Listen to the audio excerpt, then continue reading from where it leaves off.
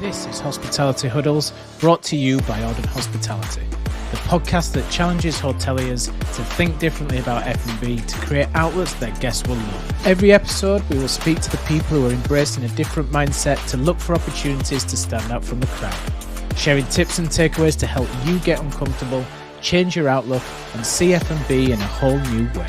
So let's not wait any longer and dive straight into today's episode.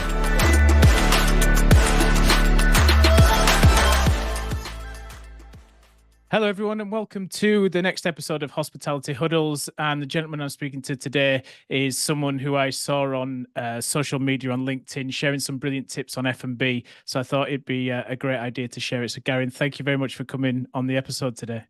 You're very welcome. Nice to meet you. Thank you. And we always open the episodes with what does hospitality mean to you? And I've got a good feeling from reading some of your posts and what we've just spoke about off air. So yeah, really love to hear what you have to say on this one. Yeah, I think it's for me. It's a variety of things. It's emotions, isn't it? It's all about emotion. It's about making special occasions for people. I think if you can, you can change somebody's mood. You can make them feel alive. You can do some small interaction or a big interaction even, but every day we try and make small interactions that actually make people happier, create magical moments. And I think that's, for me, hospitality is about taking the ordinary and making it extraordinary. It's just about making people feel comfortable and happy. It could be it could be a room upgrade in the hotel where somebody comes in and they, it might be their anniversary or birthday or something, and you give them a suite and straight away they're kind of like, wow, over the moon, really, really happy, and it's made their day. Something as simple as that, or sending over a bottle of complimentary champagne with somebody's birthday, and we're not talking about people coming in and demanding champagne because it's their birthday. It's just overhearing, and those little nuances. You can just say, they're not expecting it. They weren't coming here for that, but just to give it out of, just to make them feel great, and they'll talk about that. We only have a limited amount of birthdays, one a year, yeah. So we had some people over from Jersey. They came from one of the members of the parliament over here. They came for lunch on a Sunday. They had a great Sunday lunch. Managed to say hello to them, and they said, "Oh, friend over here from Jersey. It's their birthday." So immediately sent over a bottle of champagne. They're over the moon. So that guy that's in the government over here is going to talk about us forever. The guy that had the birthday is going to go, "Oh, when I went to Guernsey, the manager didn't know him. Manager sent over a bottle of champagne for the birthday." And it's kind of, how much does that cost me? That's cost me 30, 35, 40 pounds. Yeah. I could spend money on radio advertising, magazine advertising, internet advertising, social media advertising. But the word of mouth that you're going to get from that is amazing. So on a commercial side, it benefits us, but it's also just doing it because it's nice, yeah. And I'd like that to happen to me, and that's why we do it, And hospitality can be, is those small nuances, those small things that you do to make things special, but it can also be, we've had lots of weddings going on over the summer, and we've got lots more to come, and it's just spending time. I tend to shadow the bride and groom all through the day personally, just to make sure that everything is perfect and everything goes really special. And we've had some, you've probably seen on social media, we've had some great feedback from wedding couples, and it doesn't matter if the bride and groom are spending a fortune or if they're having a very low-key wedding, just to make sure that everything they want is on point and perfect. And it just, that makes our team invigorated and happy. And we've got a social media WhatsApp group that we all post pictures into, and then we choose the best ones to put online. So yeah, it's really nice, and it kind of warms your heart, just to make people happy. Really, that's hospitality for me. Yeah, I think that was probably one of the most exceptional quotes that I've had on 27 episodes, where you said, "Take the ordinary and turn it extraordinary," because it is exactly. And it's funny. I saw you talk about the bottle of champagne on LinkedIn. Yes. I think someone replied back and said, "Yeah, but that must cost a fortune." And I was hovering over, should I comment or should I not comment? Going, it's way cheaper than Google ads with a much clearer ROI. So absolutely. You're absolutely right what you were saying there, for sure. Absolutely. I mean, somebody comes in for Sunday lunch. We're not expensive. It's £30 for 3 courses. But they're going to buy a bottle of wine. 3 or 4 people, bottle of wine. They can spend £200. Yeah. So that 30 or 40 pound cost, which has got loads of value, because obviously champagne's 50, 60, 70 pounds a bottle. Yeah. But that small amount of, as you say, investment, the return on that, every time somebody talks about coming to Guernsey, wow. Yeah. Yeah, exactly. 100%. Cool. So for those people who might not know, you might not have seen you on LinkedIn. Tell Yeah. us a little bit about your background and how you got to Le Pommier today, Yes. working on an island. Yeah. I mean, I think, yeah, I'll start way back at 15 years old. I worked for the Savoy Group in London. So packed up my bag. My mum saw me off at the station. I was living in Clevedon, just outside Bristol at the time. Looking back, really, really scary. Must have been scary for her, her son going off to the big smoke at 15 years old.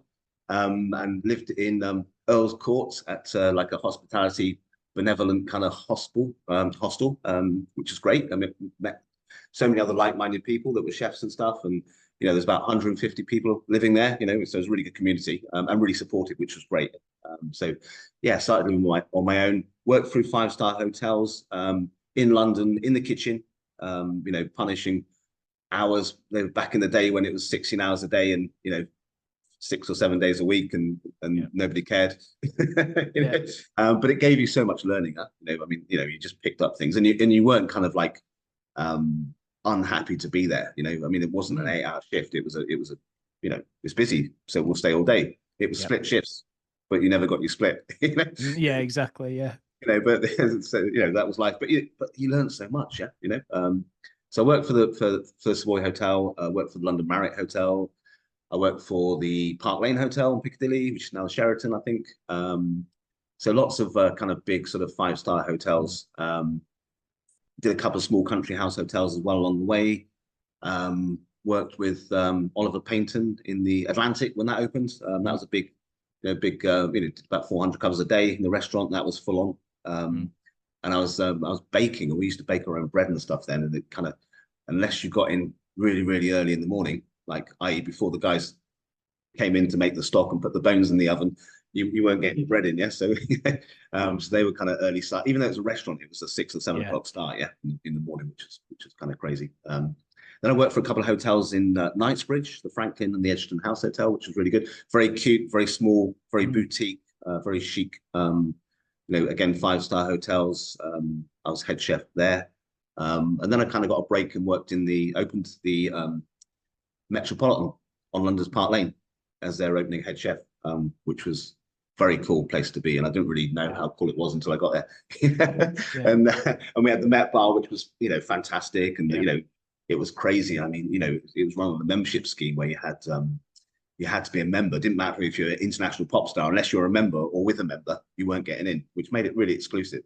And we did loads of stuff there, loads of big parties for really famous celebrities. And I used to meet all the famous guys and girls that were coming to stay at the hotel and also to the bar, talk about their dietary requirements and what food they wanted. And I think this was 97, 98. This was, I remember the Spice Girls coming and David Beckham meeting Victoria and all this kind of stuff, so it's kind of, it's Lenny Kravitz and, there was just people there. Giorgio Armani was in all the time, Robert De Niro owned the restaurant, co-owned it with Nobu Matsuhiro. That was kind of separate to what we were doing, but, it was still kind of cool to be around those people. So that was really good. Really loved that. Did that for a couple of years, and then people were asking me to help open their restaurant or hotel or bar.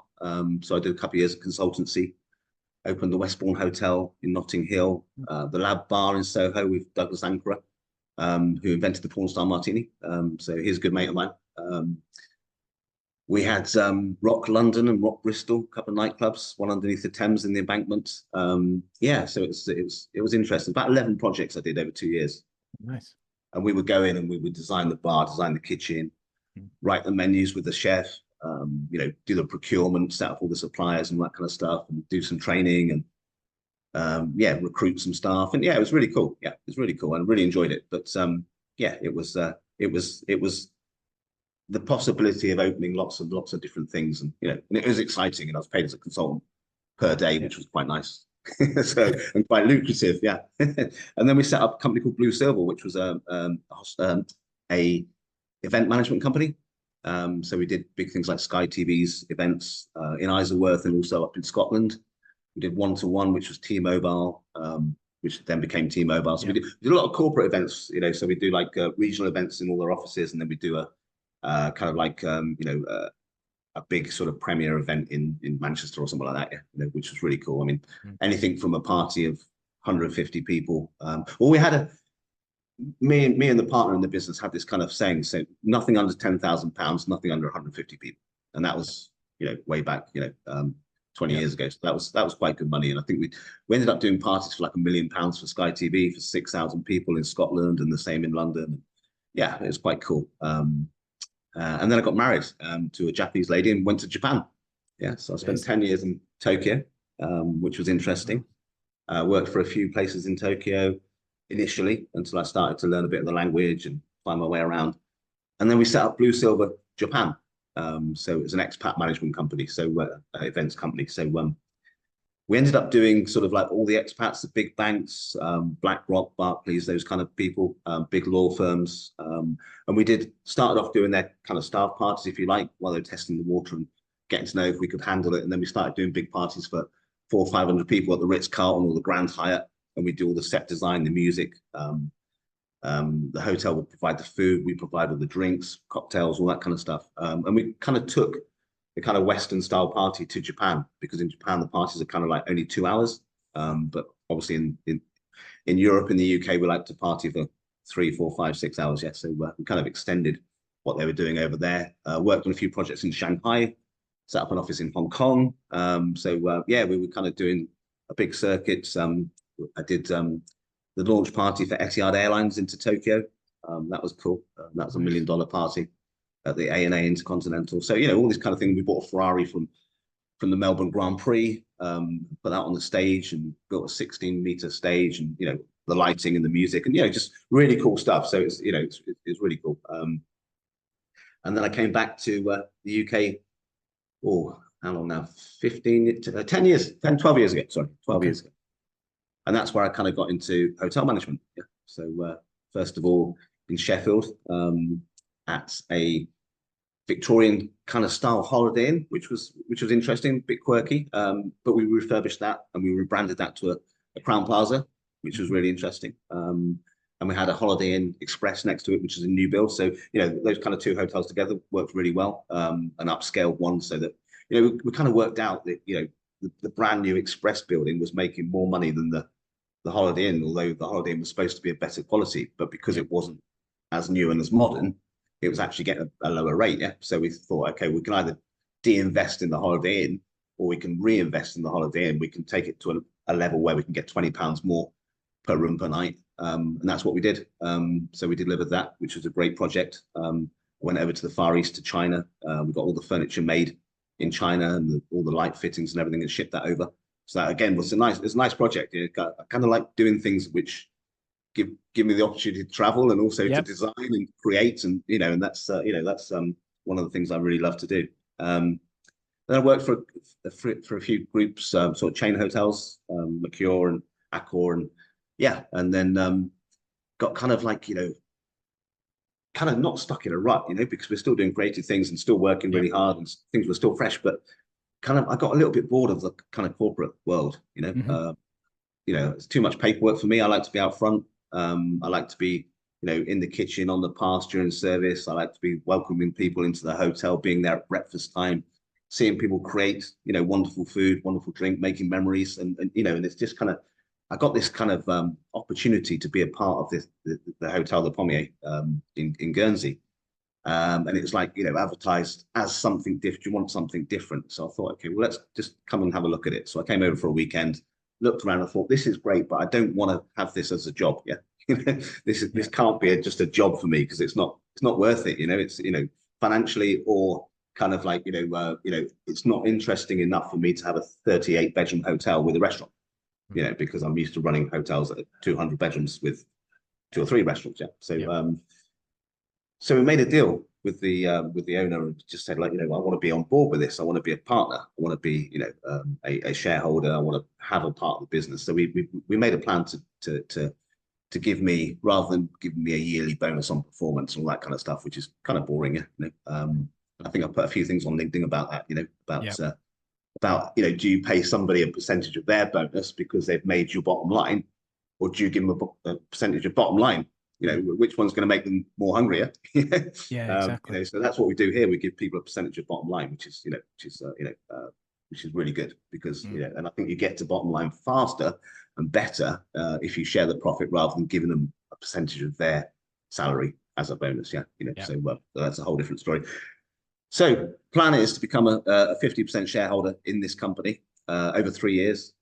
So we're doing that over sort of a 20% this year, 20% next year, and 10% the year after. A 3-year plan, which goes with my 3-year plan, my 3-year vision for the property, to develop the 5 acres that we have here, and also to put in a spa and a kind of treatment rooms and stuff like that to make it a little bit more upmarket. So currently a 3-star hotel, punching way above its weight. I mean, the quality here is so much better than a lot of 4-star hotels I've worked in, but we'll eventually get to a 4-star hotel.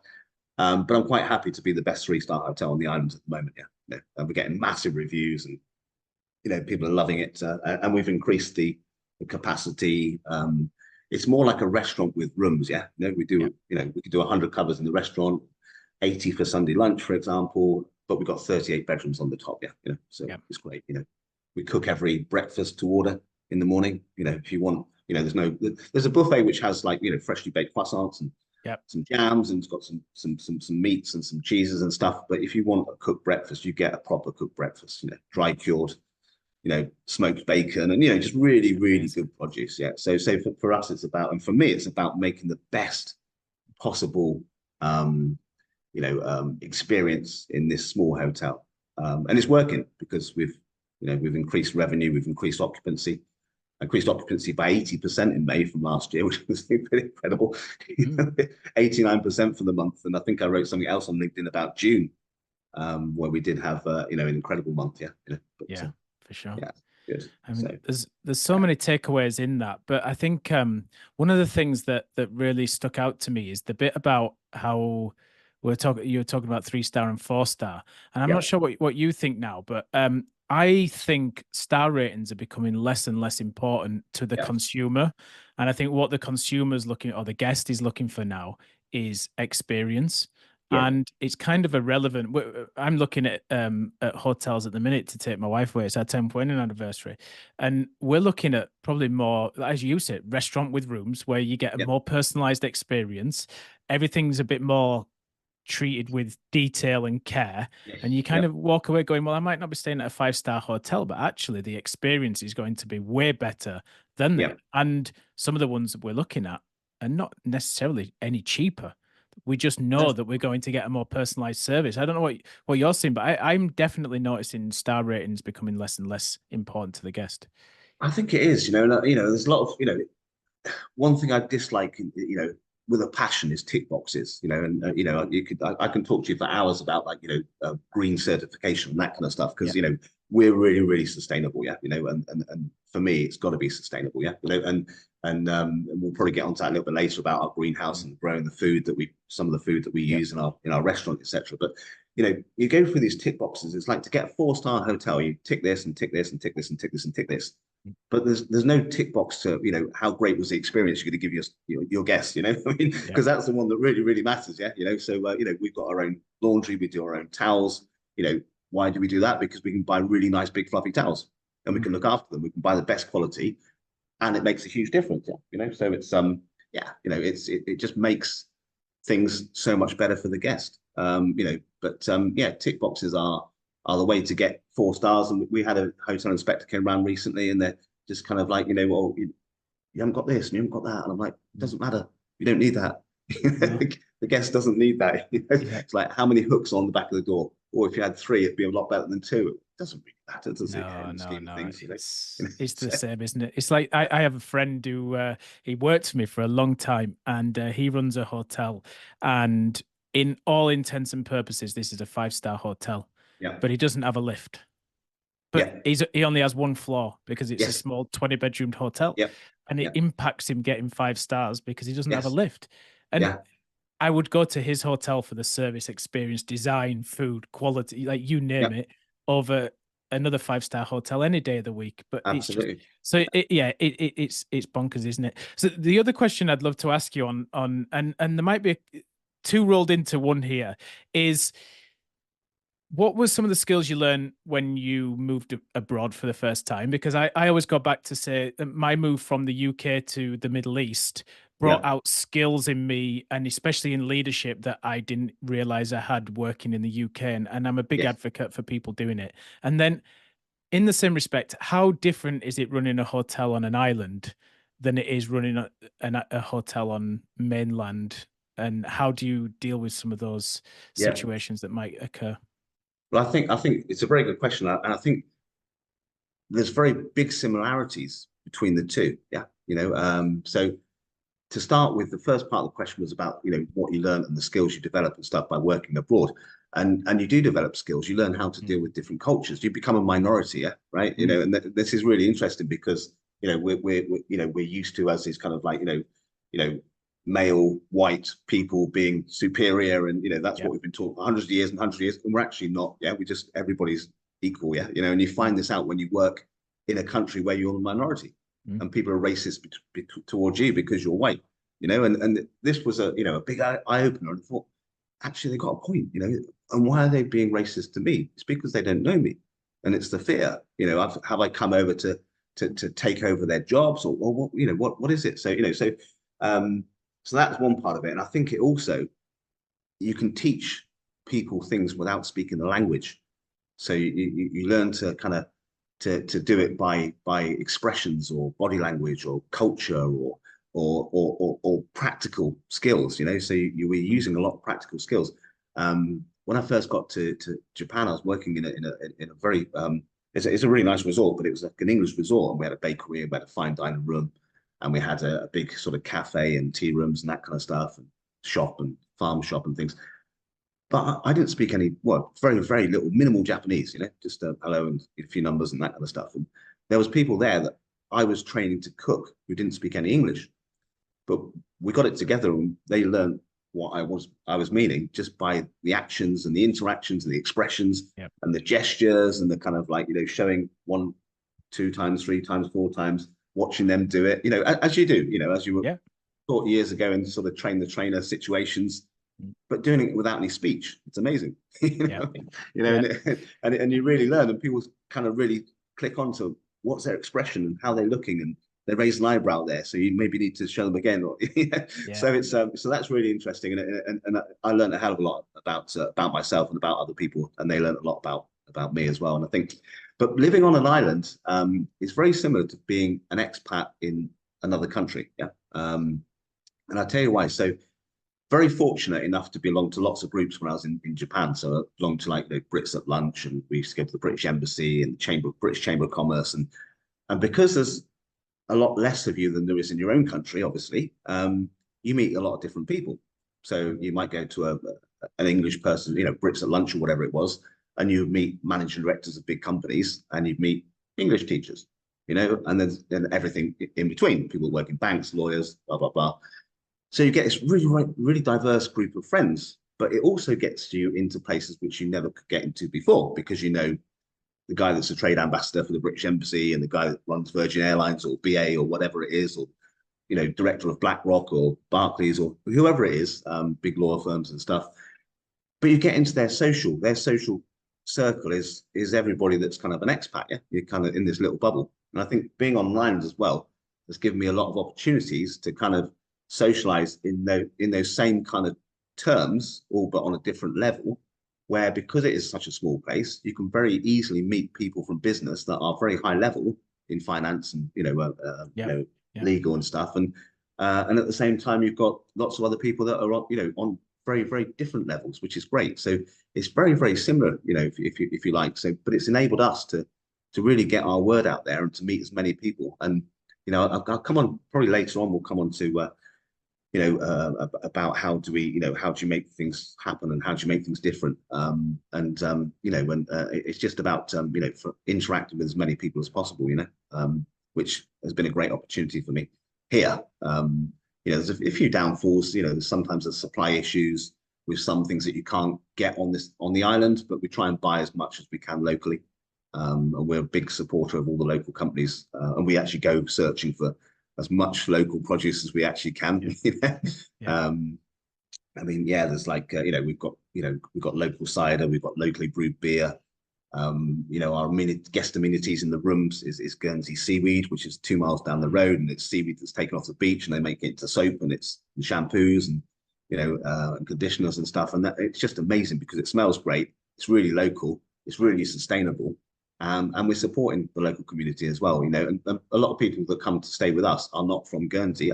So, you know, they come over and they see a Guernsey product in the bar, Channel Islands gin, Channel Islands vodka, Indica rum. You know, we try and cover as much as we can with local stuff, you know, which is really, really good. And that gets you in with the local businesses, and, you know, and it's something to shout about, you know, to the rest of the world. Yeah, 100%.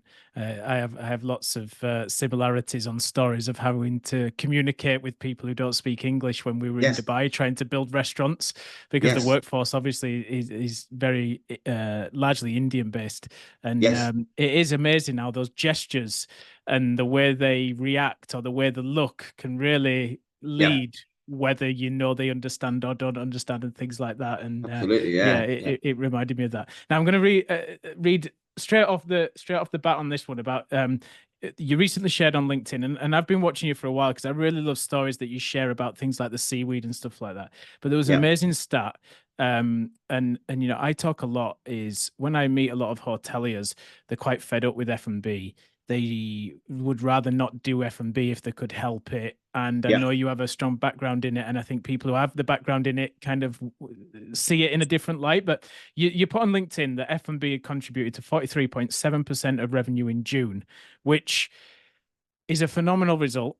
I was lucky enough to work in hotels very similar to that, where we had a large percentage of revenue. But I think a lot of people listening to this are probably thinking, what's the secret? So what is the secret? Oh, if it was if it was one thing, that would be so easy, wouldn't it? We could all go out and do it, you know. I think it's about, you know, I think the secret is being genuine, you know. So it's about genuinely caring about what you're doing, and also making things memorable, as we, you know, we've said before. And you know, it's you know, when I do a budget, right? So, you know, because we're our business and we need to be commercial, we can have all this fun with sustainability and all this kind of stuff, and, you know, great products and local and all this kind of stuff, and, you know, and that's really important. But, you know, fundamentally, we're our business, you know, we've got people invested in the business, we've got livelihoods to you know, to look after and take care of our team and make sure their families are, you know, are surviving because they're getting paid by us. So we've got responsibility financially, you know, first and foremost. And I think the big thing for me is, like, you know, I've worked for a lot of places that have a budget, you know, and a budget is great, but a budget doesn't tell you how to make that money, you know. So it's all about the strategy. So to make great F&B, what we do is we have a strategy, we have a budget where we have to make a certain amount of money on F&B and a certain amount of rooms. We're absolutely caning on F&B and less on rooms at the moment, although that's doing really well anyway. You know, we were 90% occupied in June. We grew revenue to £250,000 for 38-bedroom hotel. Is not too bad, you know. £130,000 up on last year, so that's more than double, you know. And we've done that by making sure that you know, we're full up all the time, you know.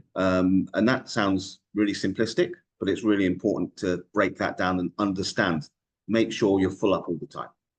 So how do you achieve that? Because everybody wants to be full up, you know. So make sure your offer's strong and make sure you publicize it, you know, and make sure you put value adds, and make sure that whatever you do, it's something that you would enjoy if you were going to do it. So I'm not going to do anything or put on any event or put on any kind of entertainment or anything like that if I thought I wouldn't actually go and enjoy this. So first and foremost, it's about looking at it from the customer's perspective, you know. So we do the best roast Sunday lunches, you know, on the island.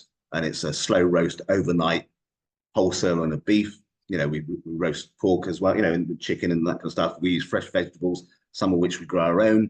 You know, we can have a soup that's, you know, you know, the vegetables, you know, purple potato and truffle soup that was in the ground this morning. And we've picked those potatoes out of the ground. We've made a soup and we served it to you, you know, in the same day. So it's really, really fresh. So freshness is number one. Social media is obviously massively important to get your message out there. But in creating an environment, we have live music 3 times a week, you know, and we do that strategically on a Monday, a Friday, and Saturday. That fills our restaurant up. Some of the people that come and play have got a very big following. You know, we build our strategy around what we've got on the books, whether it's birthday parties, weddings, pool parties, that kind of stuff that's already been booked, we also add to that. So if there's nothing on, we'll create an event. We'll create a reason for people to come.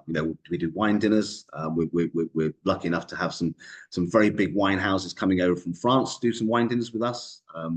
I joined a wine club, and I've since become one of the secretary of the wine club.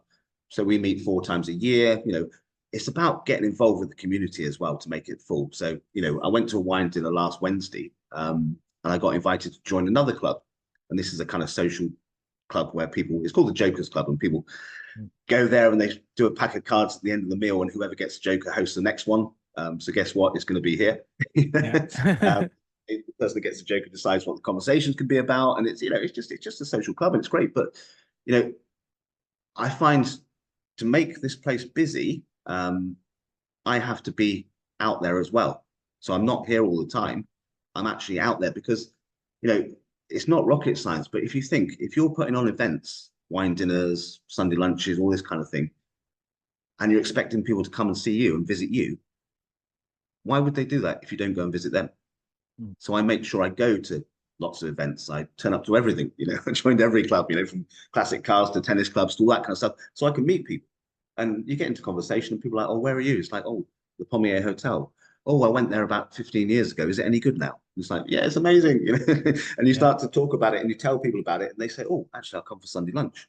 So we get, with these different clubs that I've joined, we get so many different people coming to try it, and then they're hooked. And then you see them in the restaurant for Sunday lunch, or Tuesday night dinner, or they come for some music on a Friday, or whatever it is. But it's about interacting with that community. So for simplistically, great social media, great fresh food, because you can't be proud of things that you don't make. So we make everything. Yeah. I can't stress enough how important it is to make your own food. Own your own food. You can't buy food in prepared and then sell it as your own. It's fraud. You know what I mean? You have to make things. Yeah, you can't. You really, really can't buy food in. And say you prepared it. A chef with a box cutter is not a chef. So it's about making sure your food's good quality, and making sure that your cocktails on the bar are freshly made, and you're not using bought-in purees and syrups and that kind of stuff. You make it all your own. Yeah. And we're fortunate enough to have a 2-acre greenhouse where we can grow, micro herbs and potatoes, and we've got chilies down there, and we've got all sorts of we've got melons for our breakfast buffet. We have some melons on there which are fresh from our greenhouse. I mean, it's just the taste and the flavor. I mean, you get the melon, you hold it in your hands and it just smells beautiful. It's so fresh, and then you cut it, it's still warm from the greenhouse. It's amazing, absolutely amazing. So there's a whole, as there's a whole myriad of things that go into making F&B successful. But I think it's about, one, being real, having a strategy, making a budget, but not worrying about the budget. Work out how you get there, and work from the bottom line up. What do you want to achieve? Let's not look at what we want, on paper. Let's look at what we want to achieve, and putting all the ingredients in that are, raw ingredients, but which are exciting, can then make you, you can get to where your budget is just by saying, we're going to be freshest, we're going to be local, we're going to be sustainable, we're going to have fun, we're going to treat the team well, we're going to have, we have a party once a month with all the team. In the summer, it's around the pool, and we have, whatever people want to drink. In the winter, it's in one of the function rooms, and we do karaoke or whatever, but we just we enjoy it. Work hard, enjoy it. Yeah. There's a very good friend of mine, Sean Walchef. His saying is, no one's coming to tell your story. And what you just said there reminds me of that so much. And I did a post on LinkedIn once that talked about the pub. And if you look at the essence of a pub, okay, you have the beer and all the rest, but you have a community and you have a camaraderie. But great pubs create reasons for people to visit every single day, like you were saying, quiz nights, music, Sunday roast. And I think there's a huge piece with hotels now where they build these amazing restaurants and they create these amazing outlets, but then they just expect people to flood to it. And the marketing isn't strong enough. It's too salesy. It's maybe not emotional enough. The product doesn't change and innovate enough. And then those little bits that you were saying is, when someone doesn't book with you, how do you get people to come in? How do you get part of that community? It's really kind of the blueprint for what is a really successful business. And I think from people listening to this, they should take some of those core bits, because as you say, a budget's only as good as the paper it's written on. You Yeah, know, the number of times I go into businesses now and you'll speak to an F&B guy and they'll say, well, it wasn't the one I submitted. And so it kind of yeah, makes a budget irrelevant anyway. But that yeah, whole piece around strategy and building a real core strategy for every part of the year, having a really strong marketing calendar and all yeah, those type of things is there. But I guess what that then takes, and you know, I've worked in resort hotels as well, very similar, where you're having to put things on bank holidays, you have activities and yeah, different events, weddings, which take huge amount of resource, time, effort away. yeah, You have to have an amazing culture that truly believes in, one, the product, and two, why you're doing what you're doing, because hotels like yours and those type of hotels that are busy and have things going on, they're not yeah. easy to run and they take a lot of time and energy. How do you create that culture within the business in the hotel? Because everyone must be on the same kind of channel of thought as you. Yeah. I think, from a very long time ago, I learned that it's about motivation. And it's about, leadership's about leading. It's not about telling people what to do. Yeah. Anybody can tell people what to do. And, and the amount of places that I've worked where people come around and just criticize everything, and they're kind of like, Mm. well, I can do that. It's really, really easy. I can look at a glass, needs a bit more polishing, or I can go around and, and run my fingers along the skirting boards and say, oh, housekeeping have done a really bad job here because there's a bit of dust, Yeah. that's not leadership. Leadership is about actually guiding and leading the team. Yeah. So I think it's about being on service every night, at lunchtime and breakfast, and actually being there with the past, helping people out, showing them what you're doing, and supporting them. If it's a really busy service, well, I can jump in and I can help you. I mean, it's really simple for me to, to watch or to sit on my laptop all day and, get people out of the office. We don't have managers sitting in offices here. Yeah. I don't have an office. Yep. My office is the restaurant, or it's the bar, or it's the pool, or it's in in the customer's eye, so I can say hello to all the customers. But I'm also there for the team. I can see if they need help. I can jump in and I can help them. And I think we we have more team members working in F&B than we do in the hotel side of things, in rooms, because it is so important. It's front and center. The kitchen is the heart of the hotel. And it runs like a restaurant, as I said. But a restaurant with 38 rooms is not, is 38 rooms is not a lot of rooms, but it's also not insignificant, with terms of housekeeping and laundry and all that kind of stuff. So it is a challenge, but I think it's about being there. I mean, I work a lot of hours, but they're hours that are enjoyed, because we are part of the team, and we have a lot of banter, and and I'm really happy if people banter back to me, you know what I mean? Because it makes us part of the team. Yeah. So I'm part of the team, as long as people know there's a line there, and there's times where I'm not available and I have to be doing something like a budget or whatever. But we try and take that away as much as possible, and just be open and honest with people, and be passionate, and just kind of get people to work together as much as possible. Yeah. Across departments.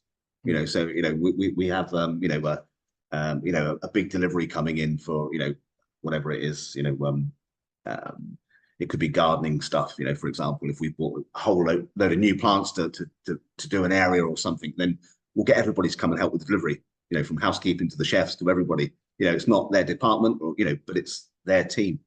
The guys, I mean, I cut the grass and stuff like that, we've got 5 acres of land. Yeah.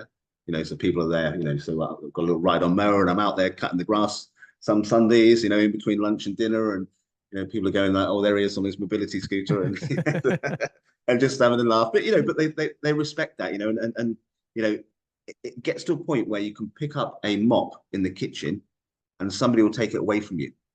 Yeah. And they'll do it, because they want to help you as much as you're helping them. And that, I always use that kind of analogy. If your team are engaged enough to actually come and take a job away from you, even though you're prepared to do it, whether that's, cleaning the toilet or mopping the floor or picking up litter or something like that outside, if you're prepared to do it, they will actually embrace that and come and say, okay, well, actually, it's okay.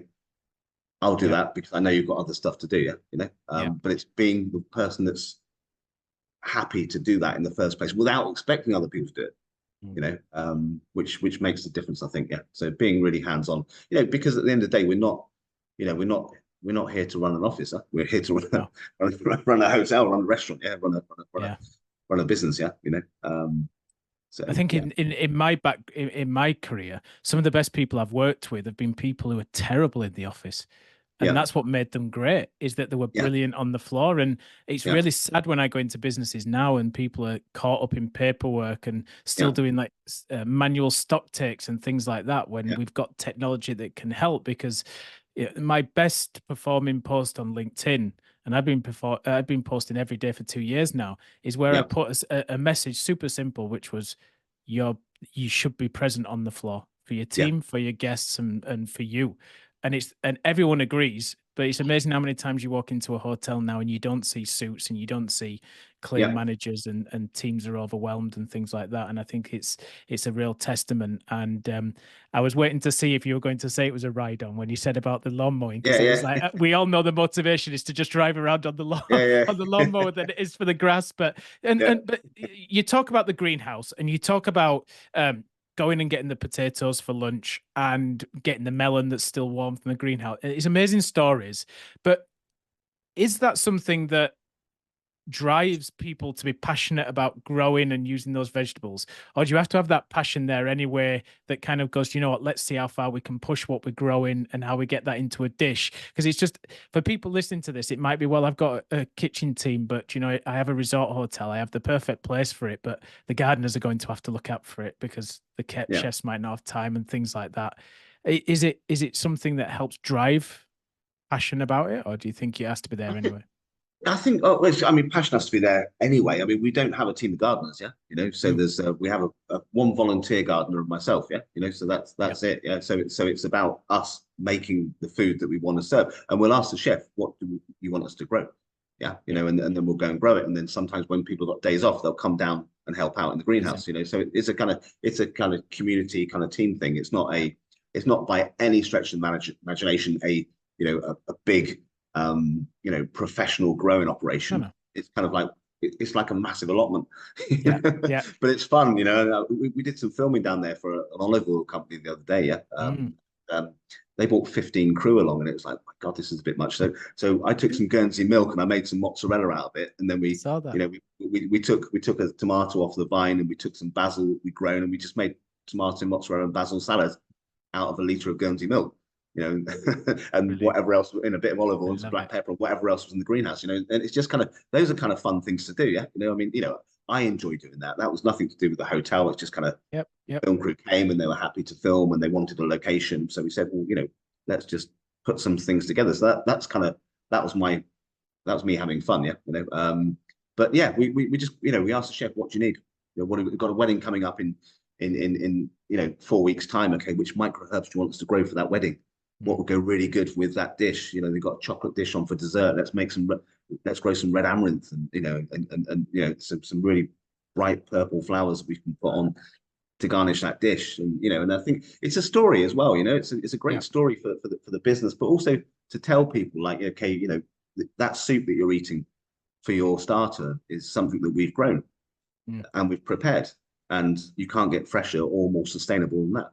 No. We use well water. We're self-sufficient on water, Mm. both at the greenhouse and at the hotel. So we have, Phenomenal. yeah. So we've got a borehole and we pump the water up and we filter it through 3 different filters. So it's really, really pure, really, really safe. And then so our bottled water is from the well, which is Amazing. which is great, and it's just these kind of things, people say it's a little bit, it's a little bit old school, isn't it? It's a little bit, but it's just, you can't, people, when I talk about going green and being sustainable, and I'm speaking at a summit in London in September at the ACE Tech Summit, yeah, and just about green hospitality, and we'll come back to those tick boxes we started off with about Yeah. the 4-star hotels, and I wanted to get certified as a green hotel, and so I looked at lots of companies, and they came in and they said, okay, right, here's a form and it's 20 pages long, and the first one's about water. So you tick lots of these boxes and you get, 5 stars and you get green, get a little sticker to put on your website or whatever. And I'm going through this list, and it's going like, do you collect rainwater from the gutters and use that to water the plants and this kind of stuff?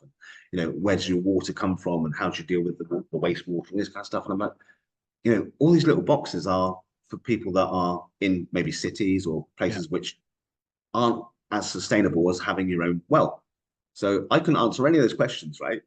So I got like 5%, out of 100 on water management. I'm like, hang on, this is crazy, because we get our own water. We're self-sufficient on water. Yeah. We take this pure water from the ground, and Guernsey's full of granite. It all comes through the granite. It's a beautiful, clear water, really, really refreshing and really tasty. And it's just kind of like, in my mind, you can't get greener than that. You can't get more sustainable than that. But I can't tick all the boxes, therefore I cannot get certified. And it's crazy, isn't it? I mean, it is ridiculous, and I think it's back to that whole point of no one's coming to tell your story, is it? And I think it's that whole bit of, if you don't tell these messages and you don't put them on websites and talk to guests when they're in the restaurant and things like that, it kind of loses the whole essence of it. And I think that's what makes storytelling so important. And I saw the post about the mozzarella on LinkedIn the other day, and I know we keep coming back to it, but it was one of those real nice stories that you just read and you smile, because there is some innovation. It just shows how simple it can be done. And imagine if there's someone reading that goes, I can do that. I can do it for guests as well. I mean, it just creates an amazing experience, doesn't it? Yeah. It takes 10 minutes to make mozzarella, or a soft cheese. And it just, I mean, just that, people can try it. They can try it at home. You can make mozzarella at home. I mean, go on YouTube and find a recipe, it's a 10-minute job, but the actual satisfaction of making something yourself. And I think that's, in the industry, and unless you go to really good restaurants or 5-star hotels, that's missing a lot. Coming back to kind of training and team building, we need to be training people how to do service properly, how to serve customers properly, how to greet them, and how to interact with them, and also how to cook. I mean, there's a lot of places. I know there's a skill shortage, all across the world. But it's we need to be teaching people how to cook the basics.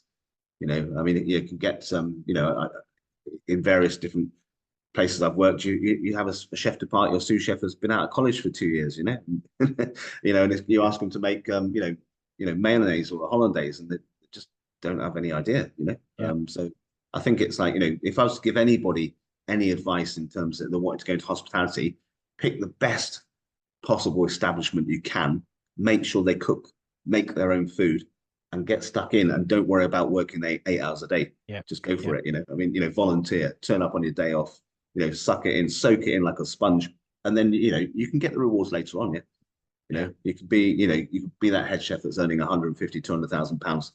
If you put the hard work in now, you're not going to get it for turning up. You've got to get it by putting the work in.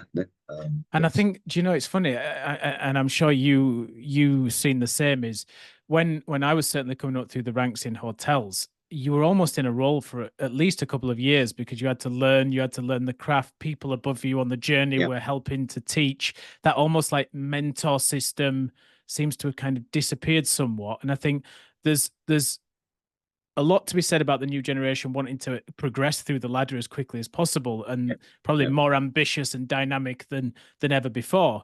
But I think there's something to be said that you've just talked about, which is that learn the craft, because we are a craft business.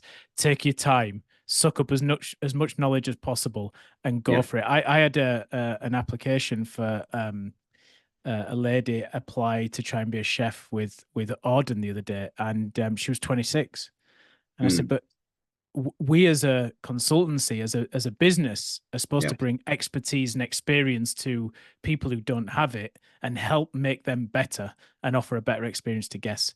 You don't have that experience, and it's not about whether you're dynamic enough, creative enough. All of these things you've got in abundance, but you have to bring experience to be able to do things really, really well and push boundaries. And I think it's a great example that you shared. Is I would sentiment that and say to people, learn craft, because the great stuff comes later on, and you never stop learning. We've talked to both of us about traveling abroad. I moved abroad at I was 34, so relatively late to move abroad, and I found things out new, the way of opening restaurants in different parts of the world and different regulations, municipality, and things like that.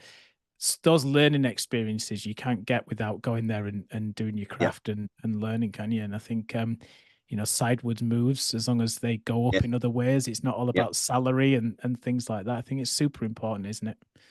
It's about knowledge, isn't it? I mean, you can go and have, you can go into center of Tokyo and have a bowl of ramen that costs you $5, equivalent of $5 or £4 or whatever it is, and it could be amazing. And you sat on a beer crate in the middle of a street with a tent around you.